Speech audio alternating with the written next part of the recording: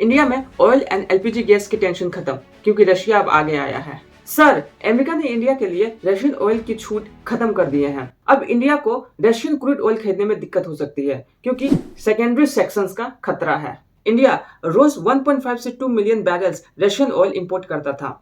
क्यों करता था? क्योंकि ईरान टेंशन की वजह से स्ट्रेट ऑफ हॉर्मुज ब्लॉक हो गया था, तो यूएस ने एक छूट दिया कि आप रशिया से ऑयल ले सकते हैं। और इंडिया ने अब तक 30 million barrels Russian oil order कर दिया था, लेकिन अब वो छूट एक्सपायर हो गया है। यूएस क्लियरली और ऑफिशियली बोल रहा है कि अब नो मोर एक्सटेंशन। क्यों?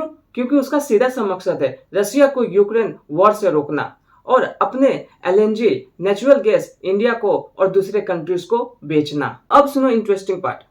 रशिया की तरफ से तुरंत रिस्पॉन्स आया। उसने कहा कि हम इंडिया को जितना ऑयल और एलपीजी की जरूरत है हम देने को रेडी हैं। इससे जियोपॉलिटिक्स को कोई प्रभाव नहीं पड़ेगा। तो ओवरऑल सीन ये है कि इंडिया एनर्जी सिक्योरिटी के लिए रशिया पर डिपेंड करता है क्योंकि सस्ता और रिलायबल सप्लाई होता है। यूएस चाहता है सैंक्शन स्ट्रिक्ट हो और रशिया को प्रेशर मिले। रशिया लेकिन बोल रहा है कि हम है ना, फुल सपोर्ट है इंडिया को। अब देखना है कि इंडिया कैसे एडजस्ट करता है। मिडिल ईस्ट से अल्टरनेटिव ले या रशिया के साथ रुपी रूबल ट्रेड या शैडो फ्लीट कंटिन्यू करे। तो क्या लगता है आपको, इंडिया को रशिया से ऑयल लेना चाहिए या यूएस के प्रेशर में आना चाहिए?